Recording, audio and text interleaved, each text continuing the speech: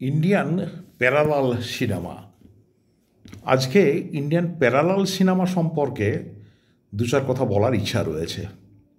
আসলে parallel cinema ব্যাপারটা কি না, প্যারালাল সিনেমা হলো এটা একটা নতুন ধরনের ফিল্ম মুভমেন্ট ভারতবর্ষের ক্ষেত্রে, যেটা মূলত 1950 সাল থেকেই এটার ব্যাপকতা লাভ করে বা পরিচিতি লাভ করে। ইন্ডিয়ান প্যারালাল সিনেমা এটাকে বলা যেতে পারে একটা অল্টারনেটিভ অফ কমার্শিয়াল সিনেমা বা বলিউড সিনেমা। কমার্শিয়াল সিনেমা বা বলিউড সিনেমার ক্ষেত্রে যেমন তার গানের বা নৃত্য প্রদর্শন, নাচ এবং গানের একটা প্রাধান্য রয়েছে, সেই জায়গাতে প্যারালাল সিনেমা, যেটাকে আমরা রিয়েলিস্টিক সিনেমা বা একটা ন্যাচারাল সিনেমা বলে উল্লেখ করে থাকি, এখানেতে ডান্স এবং সং বা সিঙ্গিং এটা সেই ধরনের কিন্তু গুরুত্বপূর্ণ নয়। এটা অনেকটাই বাস্তবধর্মী এবং স্বাভাবিক একটা সিনেমা। এখন এন্টারটেনমেন্টের বিষয়টা দুটো ক্ষেত্রেই রয়েছে, কিন্তু এন্টারটেনমেন্টের ক্ষেত্রে যেখানেতে বলিউড বা যেগুলোকে আমরা বলে থাকি কমার্শিয়াল সিনেমা, সেখানে আমরা লক্ষ্য করব যে এই এন্টারটেনমেন্টের ক্ষেত্রে মূলত যে ধরনের নাচ গান ব্যবহার করা হয়, সেখানে প্যারালাল সিনেমার ক্ষেত্রে সেটাকে কিন্তু খুব পরিকল্পিতভাবেতে বাদ দিয়ে দেওয়া হয়েছে। সেখানে এটা কিন্তু মুখ্য নয়, এটা অনেকটা বাস্তবধর্মী। একটা বলিউড সিনেমার ক্ষেত্রে যেমন একটা মেলোড্রামাটিক সিন থাকে, অতিরঞ্জন, এবং সেটা এই অতিরঞ্জনটা প্রয়োজন হয়েছে হয়তো মনোরঞ্জনের খাতিরে, সেটা প্যারালাল সিনেমার ক্ষেত্রে কিন্তু একেবারেতেই নয়।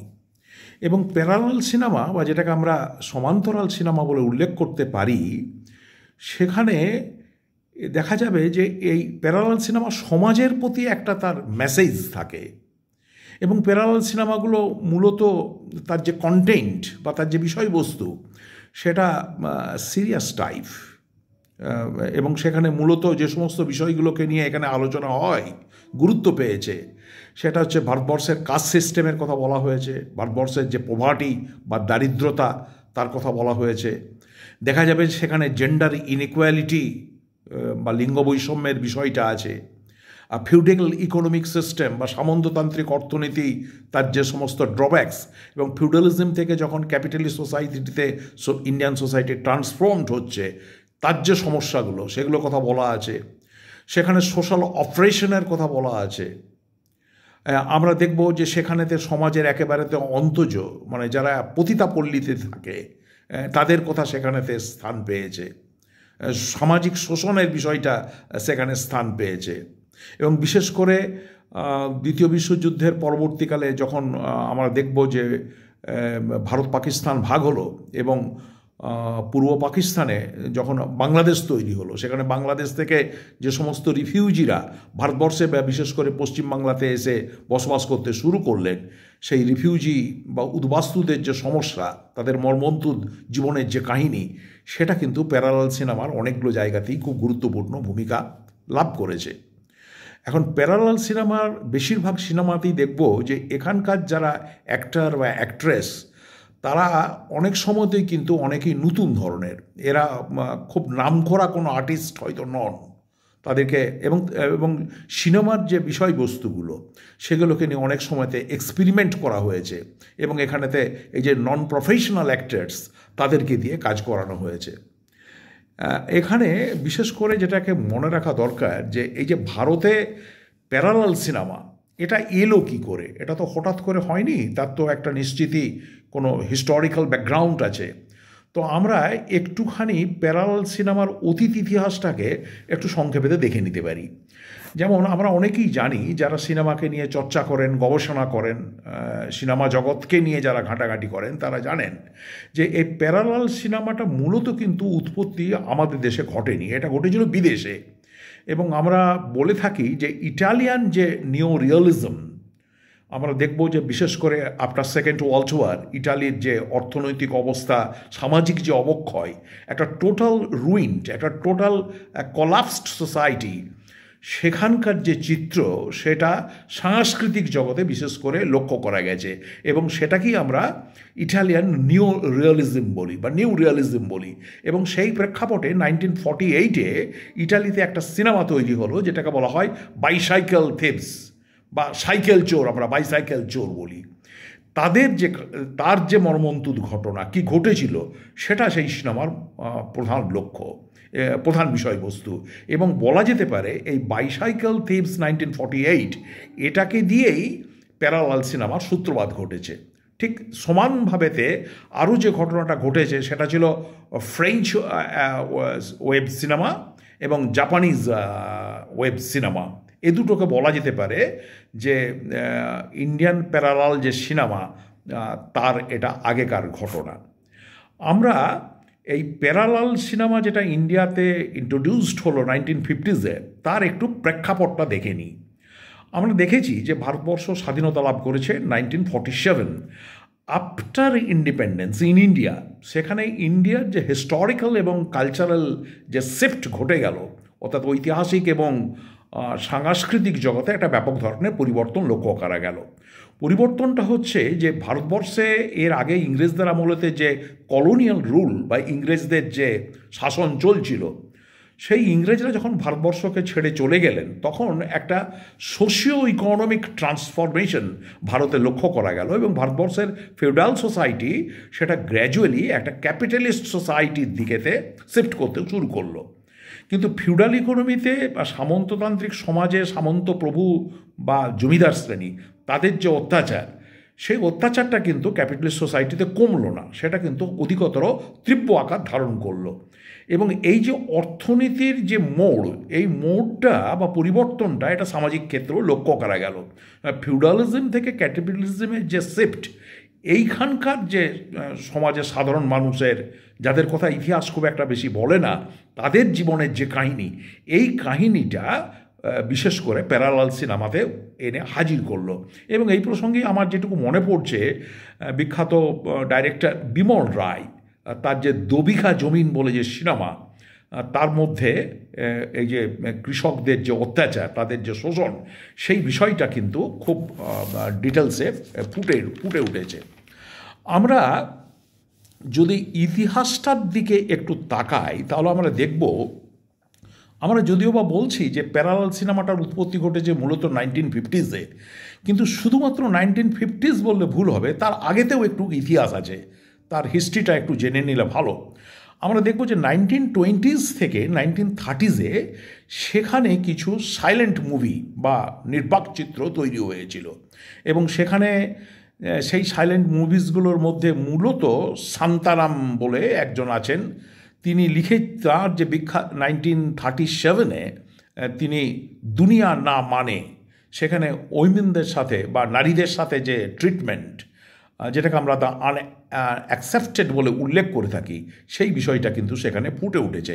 এবং শান্তারামকে দিয়েই বলা যেতে পারে যে ভারতবর্ষের যে, যদিও সেটা নির্বাক চিত্র ছিল, সেটা দিয়েই কিন্তু শুরু হয়েছে আমাদের ভারতবর্ষের প্যারালাল সিনেমা। কিন্তু সাধারণত প্রচলিত যেটা ঘটনা সেটা হচ্ছে 1940s থেকে 1950s-এর মধ্যে ভারতবর্ষের সিনেমা জগতে ওই যে বাণিজ্যিক সিনেমা বা যেগুলোকে আমরা কমার্শিয়াল সিনেমা বা বলিউড সিনেমা বলছি, তার বিপরীত ক্রমে আরেকটা নতুন ট্রেন্ড দেখা গেল। এবং সেই ট্রেন্ডটা মূলত যাকে দিয়ে শুরু হলো তিনি হচ্ছেন সত্যজিৎ রায়। এবং এই সত্যজিৎ রায়কে অনেকে বলে থাকেন যে ভারতবর্ষে বা বিশেষ করে বাংলাতে প্যারালাল সিনেমার গুরু, বা তাকে বলা যেতে পারে পথপ্রদর্শক।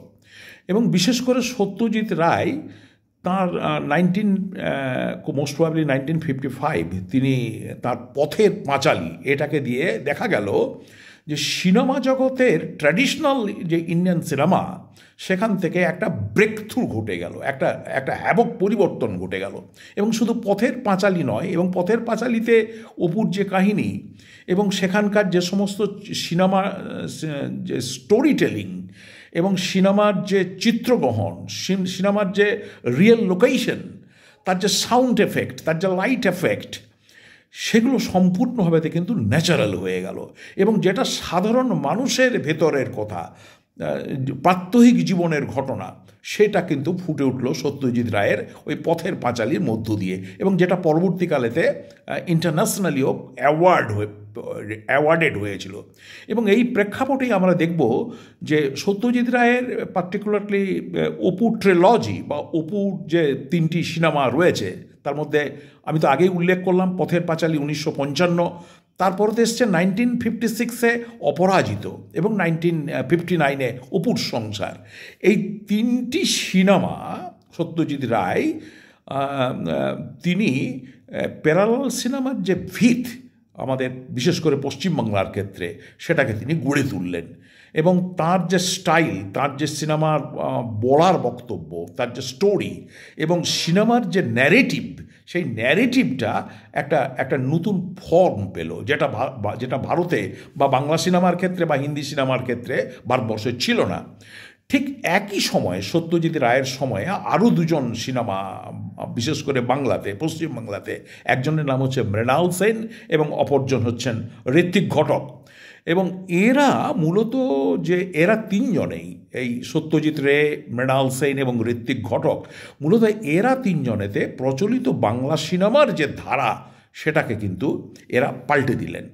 এবং দেখা যাবে যে ঋত্বিক ঘটকের খুব বিখ্যাত যে সিনেমা, যেমন তিতাস একটি নদীর নাম 1973, সেখানে একটা নদীকে কেন্দ্র করে যে আমাদের সভ্যতা, সংস্কৃতি, কালচার এবং নদীকে উপরে ভিত্তি করে যাদের জীবন জীবিকা, যে ফিশারম্যান, তাদের যে ফিশারম্যান, বিশেষ করে ইস্ট বেঙ্গলের লোকেদের যে লাইফস্টাইল, ফিশারম্যানদের যে লাইফস্টাইল, সেটা তিতাস একটি নদীর নাম সেখানেতে ফুটে উঠল। ঠিক সিমিলারলি আরেকটি সিনেমার কথা উল্লেখ করতে হয়, নাগরিক 1952। তবে নাগরিক এই সিনেমাটি সেই ধরনের পপুলারিটি অর্জন করতে পারল না। এখানে বলে রাখা ভালো যে সত্যজিৎ রায়ের সিনেমা যেমন খুব বেশি সাধারণ জনগণের কাছেতে একেবারে গ্রাসরুট লেভেলে পৌঁছে গেছে, মানুষ যেভাবেতে গ্রহণ করতে পেরেছে, সেখানে ঋত্বিক ঘটকের সিনেমাকে কিন্তু ঠিক সেইভাবেতে সত্যজিৎ রায়ের সঙ্গে তুলনা করলে সেটা সেইভাবেতে সাফল্য লাভ করেনি। মৃণাল সেনের একটা বিখ্যাত সিনেমার কথা এখানে উল্লেখ করতে হয়। সেই সিনেমাটার নাম হচ্ছে একদিন প্রতিদিন। আমরা তখন কলেজ বা ইউনিভার্সিটির স্টুডেন্ট, কয়েকবার দেখেছি ওই একদিন প্রতিদিন। সেখানে একটি সাধারণ মেয়ে, সে সাধারণ অতি দরিদ্র ঘরের একটি মহিলা, তিনি তার বাড়িতে বাবা মা রয়েছেন, কিভাবে সকালবেলা বাড়ির থেকে কাজে বেরিয়েছে, সারা রাত্রি ধরে ফিরছে না, তার পথে কোনো অসুবিধা হয়েছে বা অফিসে কোনো অসুবিধা হয়েছে, তার পরের দিন সকালবেলাতে ফিরছে। তো সেখানে বাড়ির লোকজনদের যে মানসিক যে টেনশন এবং পাড়া প্রতিবেশী সাধারণ লোকজনের যে গুঞ্জন, যে একটা বাড়ির মেয়ে সে রাত্রিতে বাইরেতে কাটিয়ে এসেছে, কি ঘটেছে, কি এমন ঘটনা, এটা ওই একদিন প্রতিদিন যে সিনেমা সেখানেতে খুব সুন্দরভাবে ফুটে উঠেছে।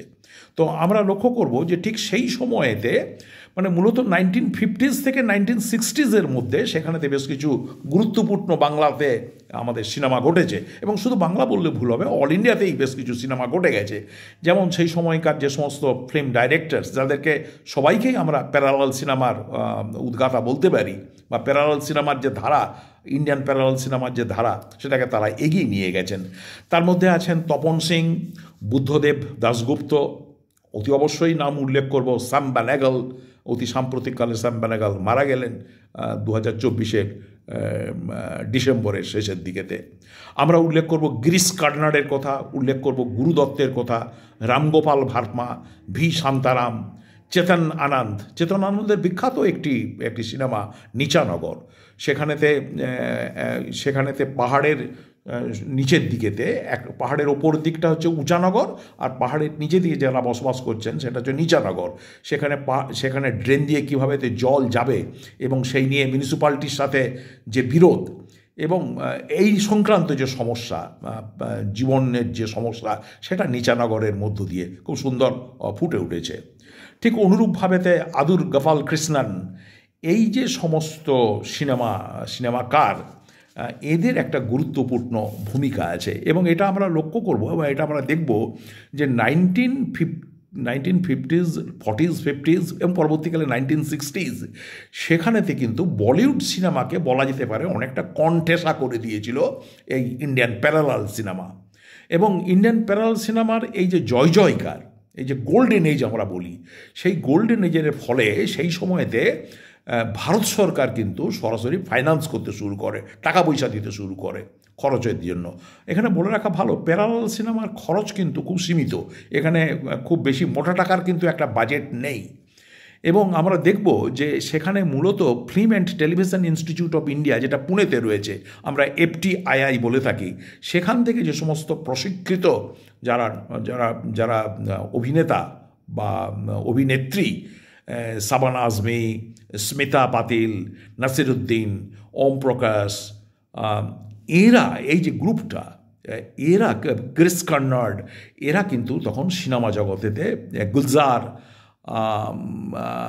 গোবিন্দ নেহালিনী, এরা কিন্তু সিনেমার ডাইরেকশনের ক্ষেত্রে এসেছেন এবং এদের মধ্যে অনেকেতে অভিনয়ের জগতে এসেছেন। এবং সেইখানে দেখব যে 1970s থেকে 1980s এখানে এই যে আর্ট ফিল্মগুলো, আমরা আর্ট ফিল্মই বলবো এগুলোকে প্যারালাল সিনেমার ক্ষেত্রে, এগুলো প্রচুর পরিমাণে আর্ট ফিল্ম তৈরি হতো।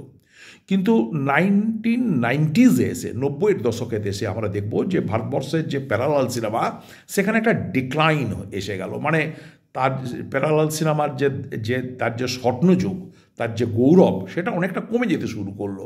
এবং তার পেছনে একটাই মূল কারণ, যে সিনেমা বানানোর যে কস্ট, সেটা কিন্তু বাড়তে শুরু করলো। এবং সিনেমার মধ্যেও, প্যারালাল সিনেমার মধ্যেও বা ভারতবর্ষের সিনেমা জগতের ক্ষেত্রে একটা কমার্শিয়ালাইজেশন এসে হাজির হলো। প্যারালাল সিনেমার মধ্যেও কিন্তু কিছুটা কমার্শিয়ালাইজেশন শুরু হয়ে গেছে। সেখানেতে নাচ গানের অন্তর্ভুক্তি ঘটেছে, সেখানেতে স্টেজ বা সেখানেতে আলোর একটুখানি বেশি মাত্রায় ব্যবহৃত হচ্ছে। তার ফলে একটা নেগেটিভ ইম্প্যাক্ট পড়েছিল ইন্ডিয়ান আর্ট ফিল্মের উপরেতে। কিন্তু তার পরবর্তীকালেতে আমরা দেখব যে আমরা 2000 সালের কাছাকাছি বা 2000 সালের প্রথম দিকে সেখানে আবার ইন্ডিয়ান যে প্যারালাল সিনেমা, সেটার একটা রিসার্জেন্স বা একটা পুনরুত্থান ঘটতে শুরু করলো। এবং মূলত আমরা দেখব যে রাহুল বোস 2002 সাল নাগাদ মনে হচ্ছে, সেখানে অপর্ণা সেনের একটা বিখ্যাত ছবি করেছিলেন। সেই ছবিটার নাম ছিল মিস্টার অ্যান্ড মিসেস আয়ার। এটা একটা নতুন ধারা সেট করে দিল। পরবর্তীকালেতে মুম্বাই নায়ার, সেখানেতে মুম্বাইয়ের যে শহর, সেখানকার যে শহরের যে সমস্ত সমস্যা, সেগুলোর রিফ্লেক্ট করতে শুরু করেছে। মণিরত্নের 1998 সেখানে নতুন সিনেমা তৈরি হলো দিল সে। 2004 যুবা। অনুরাগ কাশ্যপের 2009 সালেতে তৈরি হলো দেবী। এবং এখানে বলা যেতে পারে এই 2000 সালের পর থেকে প্যারালাল সিনেমা আর একটা নতুন দিকে টার্ন নিল, সেটাকে আমরা বলতে পারি থার্ড ওয়েভ সিনেমা। এবং এখানেতে একটা সিনেম্যাটিক জগতেতে একটা মিক্সড ফর্ম দেখা গেল। মিক্সড ফর্ম এই অর্থে যে এখানে প্যারালাল সিনেমার এটার দিকটাও যেমন রয়েছে, ঠিক অনুরূপভাবে সেখানে কমার্শিয়াল সিনেমার বা বলিউড সিনেমার যে সমস্ত নতুন যে তার আলো, তার নাচ, তার গান, এই দুটোর মিক্সচারে এক ধরনের মিক্সড ফর্ম অফ সিনেমা এখানেতে হাজির হলো। তো খুব সংক্ষেপে এই হচ্ছে প্যারালাল সিনেমা। পরে সুযোগ পেলে বিশেষ করে আমার খুবই ইচ্ছা রয়েছে, সেটা হচ্ছে তোমার স্যাম বেনেগালের কিছু সিনেমাকে নিয়ে আলোচনা করার। কারণ স্যাম বেনেগালকে অনেকে বলে থাকেন যে তিনি হচ্ছেন father of Indian parallel cinema. যেমন বাংলার ক্ষেত্রে সত্যজিৎ রায়, মৃণাল সেন এবং ঋত্বিক ঘটক, তেমনি হিন্দি সিনেমার জগতে স্যাম বেনেগাল। আজকের আলোচনা এখানেই শেষ করি। ধন্যবাদ জানাচ্ছি।